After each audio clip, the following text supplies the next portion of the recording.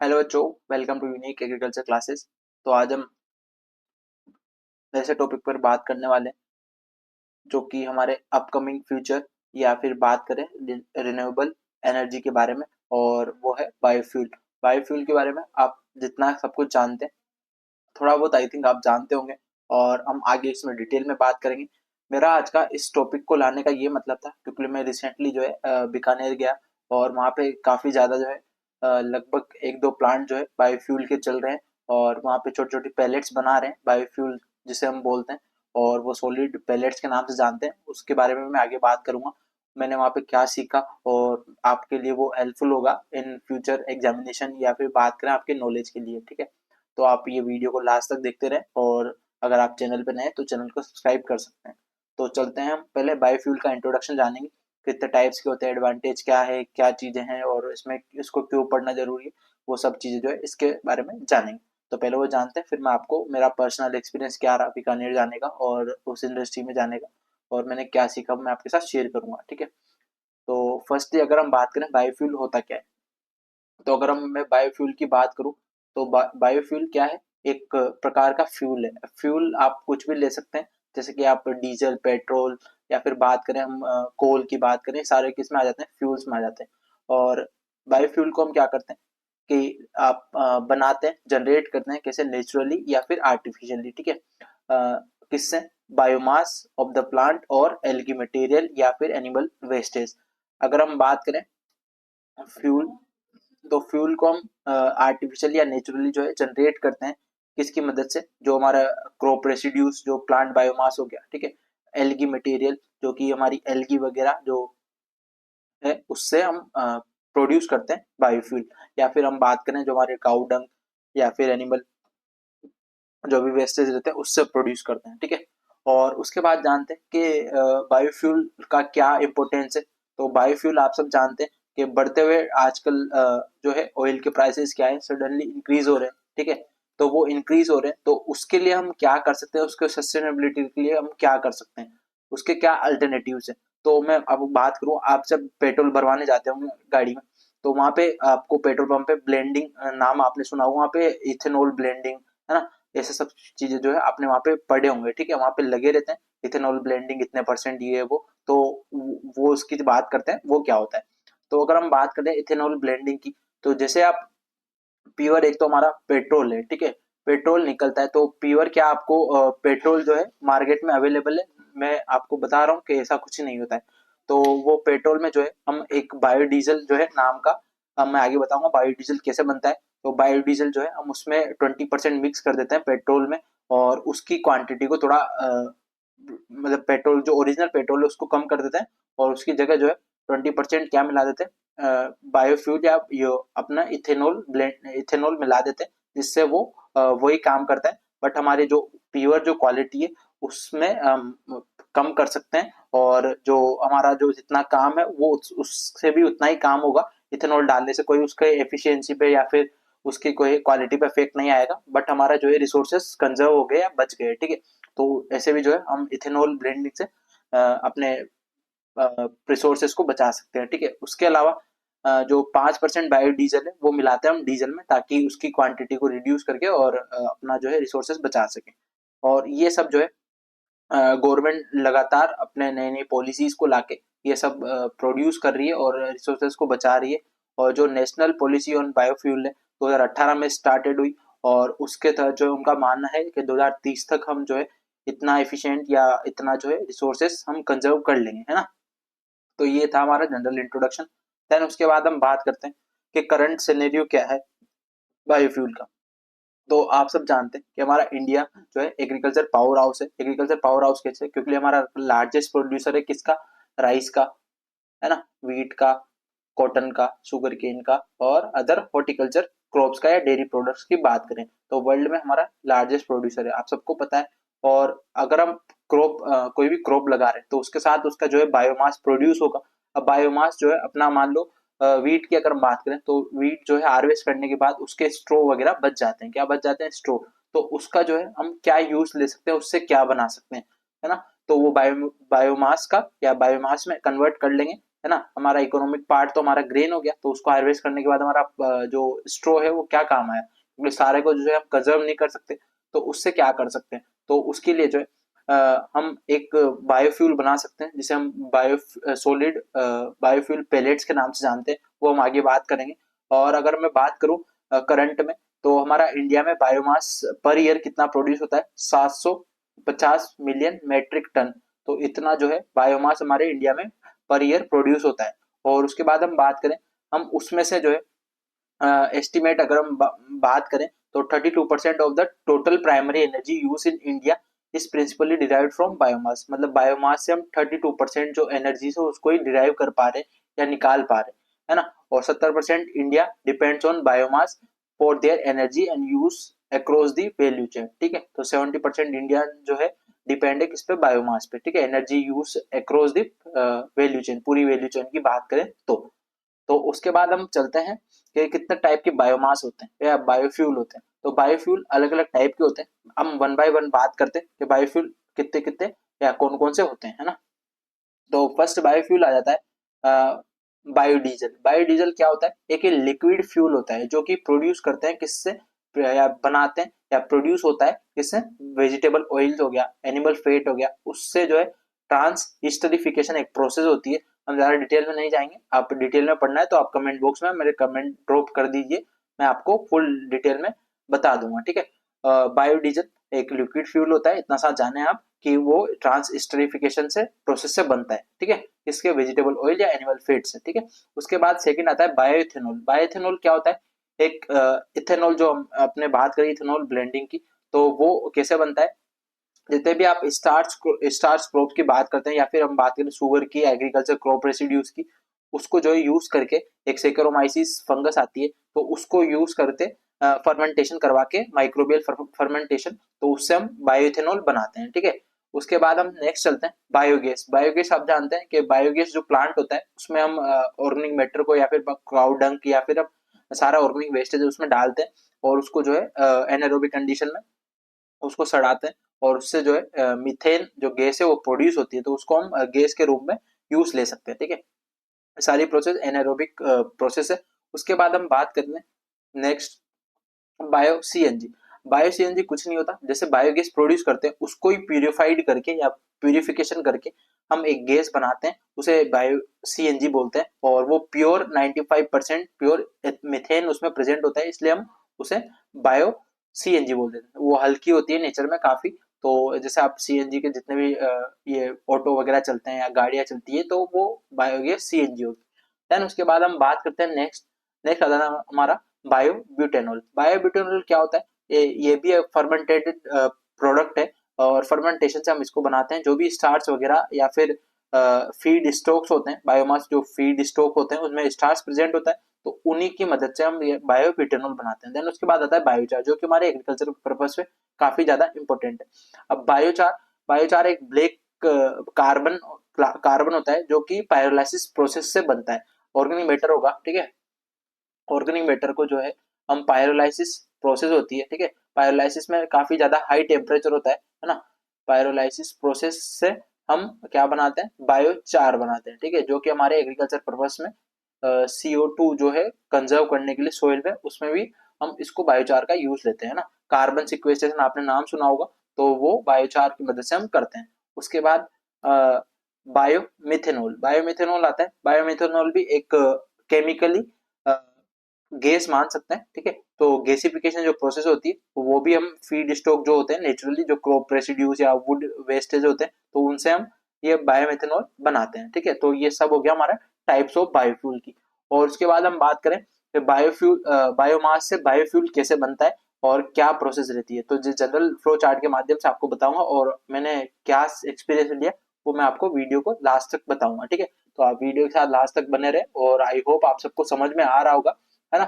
तो biomass biomass क्या क्या हो सकता है, या वुड लकड़ी हो सकती है, एग्रीकल्चर वेस्ट हो सकता है, एनिमल वेस्ट हो सकता है, या म्युनिसिपल वेस्ट जो हमारे सीवेजेस वगैरह या फिर हमारे जो पूरे शहरों से जो है कचरा निकलता है वो वेस्ट हो सकता है, या ऑयल सीड क्रॉप्स का जो वेस्ट हो सकता है, या एल्गी का वेस्ट हो सकता है, कुछ भी हो सकता है। बायोमास में सब कुछ आ जाते हैं, लिविंग ऑर्गेनिज्म में जो जितना भी हम प्रोड्यूस करते हैं वो सारे आ जाते हैं। उसके बाद हम बात करें, अगर हम इन जो भी बायोमास है उसको अगर डायरेक्टली जो है जलाएंगे, बर्निंग करेंगे, तो उससे क्या मिलेगा, हमें हीट मिलेगी या एनर्जी मिलेगी, ठीक है, एनर्जी हीट मिलेगी। तो उससे जो है हम हमारी एनर्जी या फ्यूल के तौर पे यूज ले सकते हैं। उसके बाद डिकम्पोजिशन, अगर हम बायोमास का डिकम्पोजिशन कर लेंगे, एनारोबिक डाइजेशन कर देंगे, तो उससे क्या होगा, मीथेन गैस प्रोड्यूस होगी, जो कि हम बायोगैस में बात कर रहे थे, है ना।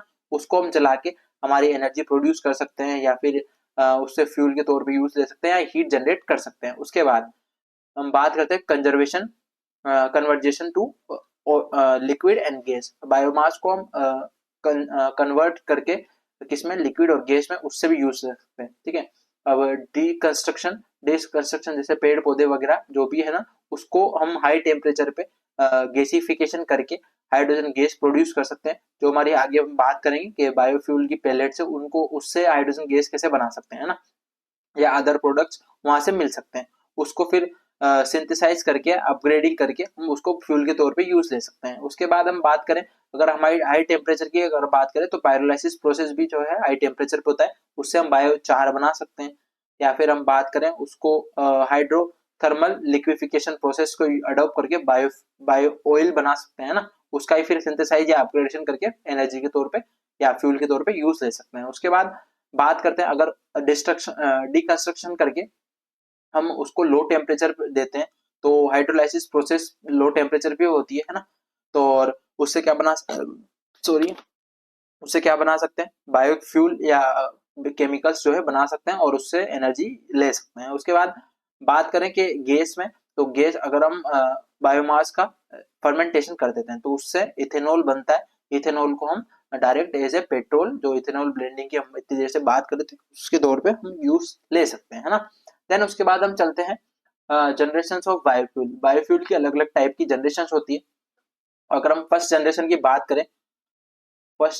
बात करें, तो ये कंज्यूमेबल, मतलब जो अपन फूड कंज्यूम करते हैं उससे बायोफ्यूल बनाते हैं या डिराइव्ड होता है ना। फर्स्ट जनरेशन जो बायोफ्यूल है, जो कि उसमें क्या होता है, कंज्यूमेबल फूड आइटम्स में स्टार्च होता है, शुगर होता है, और ऑयल, वेजिटेबल ऑयल होता है। तो और कॉमनली इससे हम प्रोड्यूस करते हैं क्या, बायोफ्यूल, है ना।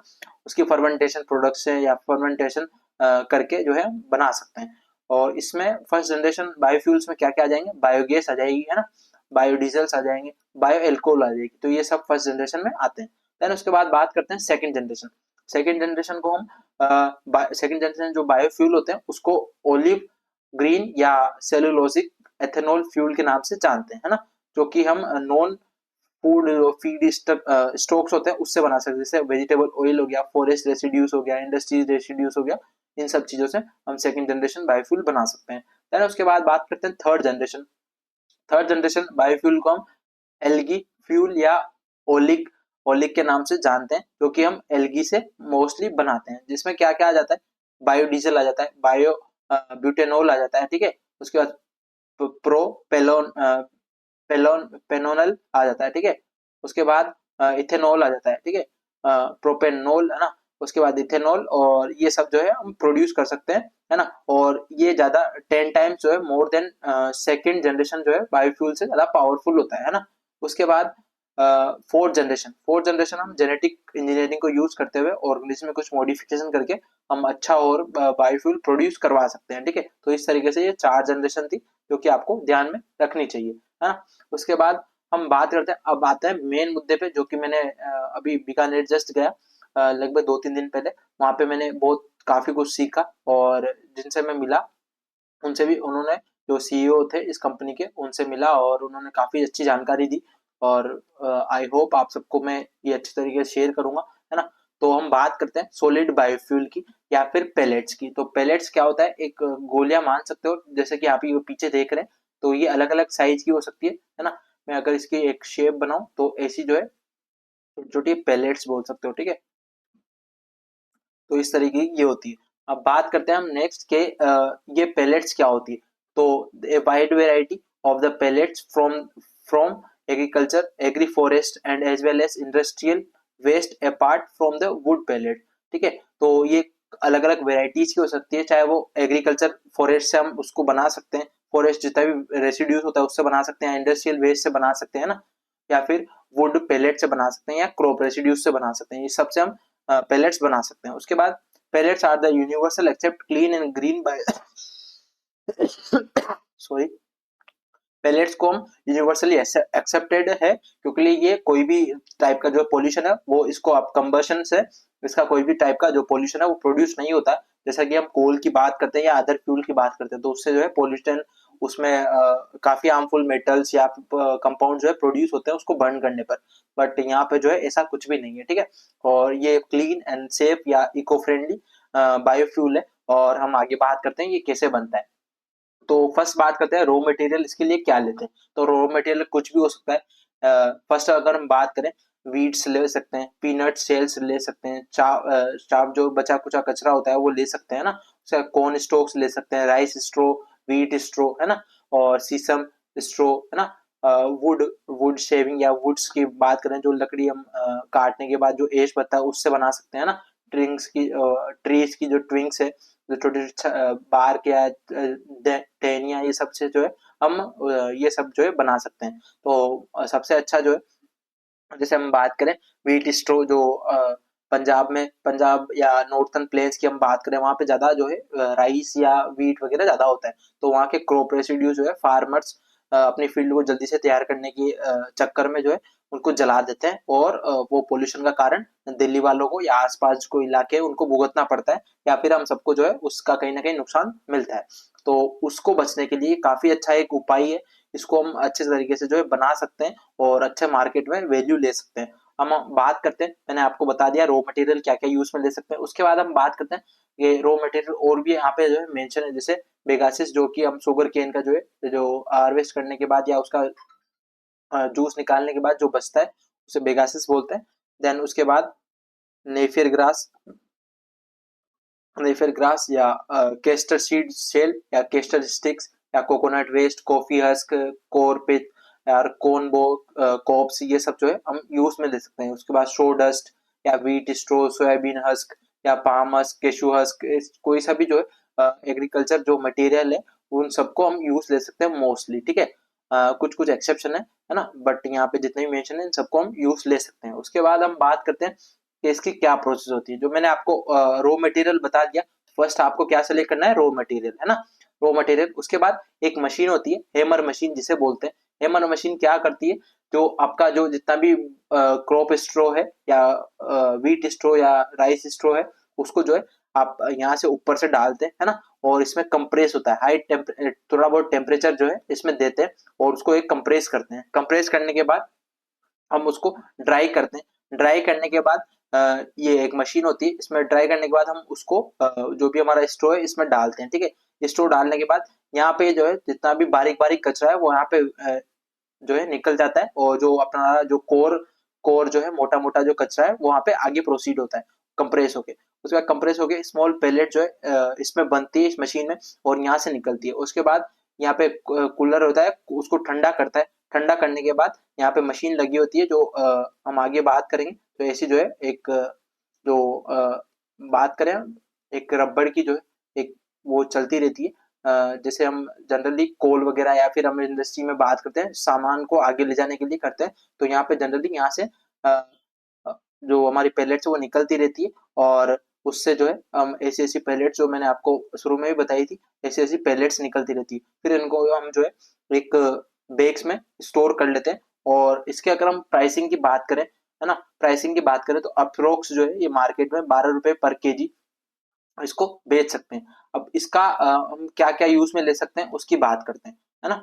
तो इन पैलेट्स को हम डायरेक्ट जैसे आपको मैंने बताया कि एनर्जी प्लांटेशन से या एनर्जी जो जेट्रोपा वगैरह या फिर हम बात करें जो जितना भी ऑर्गेनिक मटेरियल है एग्रीकल्चर का या फिर इंडस्ट्रियल वेस्ट है या फिर फॉरेस्ट का वेस्ट है इन सबसे बना सकते हैं, है ना।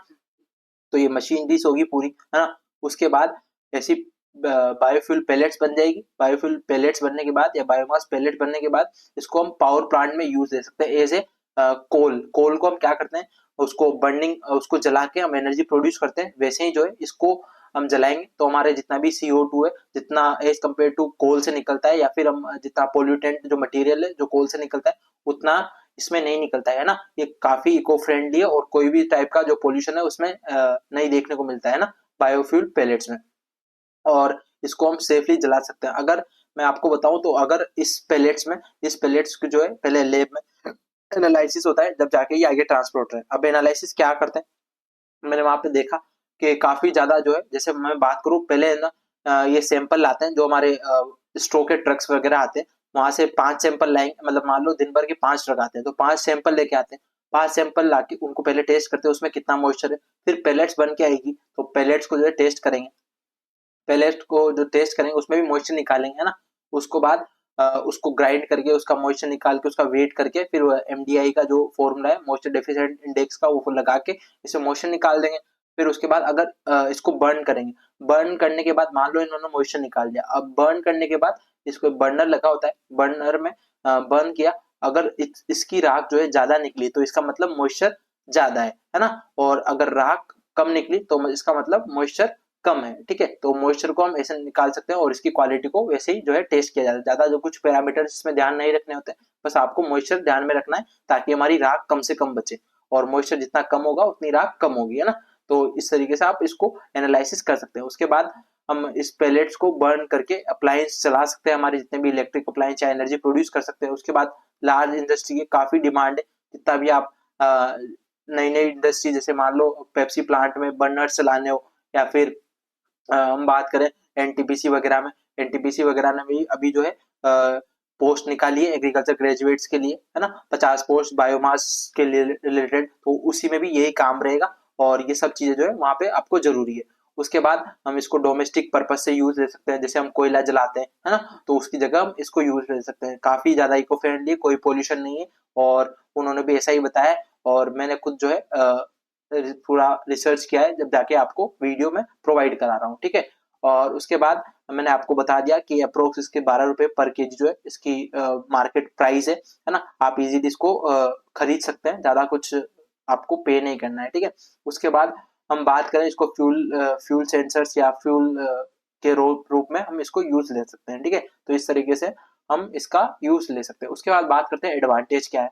अब एनर्जी सिक्योरिटी, फर्स्ट आता है एनर्जी सिक्योरिटी। एनर्जी सिक्योरिटी कैसे, जितना भी हम नेचुरल रिसोर्सेज को डिस्ट्रॉय करते जा रहे हैं, या पेट्रोल डीजल वगैरह एक्सपोर्ट करते हैं, सॉरी इंपोर्ट करते हैं, तो इंपोर्ट करने से हमारी जो इकोनॉमी है उस पर भी ज्यादा इफेक्ट आ रहा है। और हम खुद ही जो है हमारे कितना जो है लार्ज प्रोड्यूस कर रहे हैं हम बायोफ्यूल, बायोमास को, तो उसको जो है हम बायोफ्यूल बनाने के लिए यूज कर सकते हैं। बस कुछ अवेयरनेस और कुछ टेक्नोलॉजीज की जरूरत है, और हम अच्छा खासा बायोफ्यूल प्रोड्यूस कर सकते हैं, ठीक है। और एनर्जी सिक्योरिटी हो गया। उसके बाद रूरल इकोनॉमी,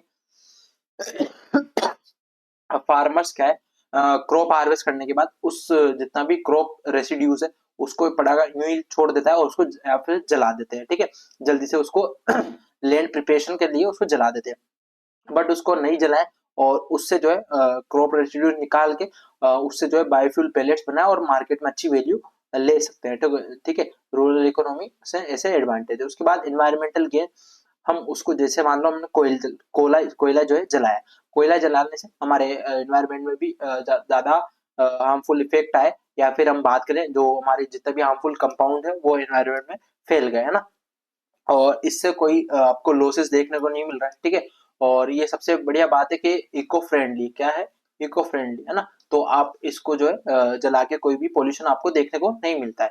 देन उसके बाद हम बात करें डिसएडवांटेज, तो fuel versus food versus fuel debate. अगर मान लो अपन को फूड जो है प्रोड्यूस करना है, तो उसके लिए जितने भी हम कल्चर प्रैक्टिसेस करते हैं, या फिर हम बात करते हैं हम मशीनरीज का यूज करते हैं, उसमें क्या चाहिए, हम फ्यूल चाहिए। तो फ्यूल हम डायरेक्ट इसको क्यों ना यूज कर सकें, या फिर इससे कोई एनर्जी बना सकें, तो वो हमारे प्रोडक्शन में काम आ सके। और इनमें जो है दोनों में काफी ज्यादा डिबेट चलती है कि आपको जितना फ्यूल, आपको कोई भी फूड प्रोड्यूस करना है तो आपको फ्यूल तो चाहिए होगा, है ना। तो उसके बाद हम बात करें क्रॉप रेसिड्यू मैनेजमेंट का। अब क्रॉप रेसिड्यूज मैनेजमेंट, फार्मर को जो मैंने बताया आपको, फार्मर को जल्दी से जो है फील्ड तैयार करनी होती है, और उनको जल्दी से सोइंग करनी होती है नेक्स्ट क्रॉप, तो वो चला देते हैं। तो इसकी वजह से आप जो है वहाँ पे ये सब आपको देखने को मिलता है। उसके बाद कॉस्ट कम्पिटिटिवनेस, दोनों के कॉस्ट में, जैसे हम नेचुरल फ्यूल की या फिर पेट्रोल डीजल की बात करते हैं या बायोफ्यूल की बात करते हैं, दोनों में कॉस्ट का कंपटीशन देखने को मिलता है। उसके बाद टेक्नोलॉजीज बैरियर, के बायोफ्यूल प्रोड्यूस करने के लिए हमारे आज के टाइम पे जो है ज्यादा अवेयरनेस नहीं है, तो आप अवेयरनेस लाएं, गवर्नमेंट भी ला रही है, और आप भी आपके फार्मर्स को या फिर आपके जो है आसपास वालों को बताएं कि फार्मर्स को या घर वालों को, ताकि वो भी इस चीज को इम्प्लीमेंट कर सके, है ना। उसके बाद हम बात करते हैं, मैंने आपको पूरा जो है बता दिया क्या क्या प्रोसीजर है, क्या क्या चीजें हैं, सब चीजें आपके साथ शेयर करी जो मैंने लाइव वहां पे देखा, ठीक है। और धनेसर फायरवुड्स करके उस कंपनी का नाम था, और वहां पे रेगुलरली 2002 से ये प्रोड्यूस हो रहा है ना। और वो काफी ज्यादा रिसर्च कर चुके हैं, काफी ज्यादा उनको नॉलेज है इन चीज के बारे में, और वो काफी अच्छा, अगर आपको वहाँ पे जॉब भी करनी है तो वहाँ पे जॉब ऑफर आपको दे सकते हैं एज ए एग्रीकल्चर ग्रेजुएट या फिर क्वालिटी कंट्रोल में, है ना। तो आप वहाँ पे जॉब भी ले सकते हैं, अच्छे खासा वहाँ पे आपको पे ग्रेड मिल जाएगा। और इसी के साथ आई होप आपको अच्छी लगी होगी वीडियो। तो मिलते हैं नेक्स्ट वीडियो में, ऐसे ही नॉलेजेबल वीडियोस और देखने के लिए आप चैनल को सब्सक्राइब करें। मिलते हैं नेक्स्ट वीडियो में, स्वस्थ रहें, मस्त रहें, थैंक यू।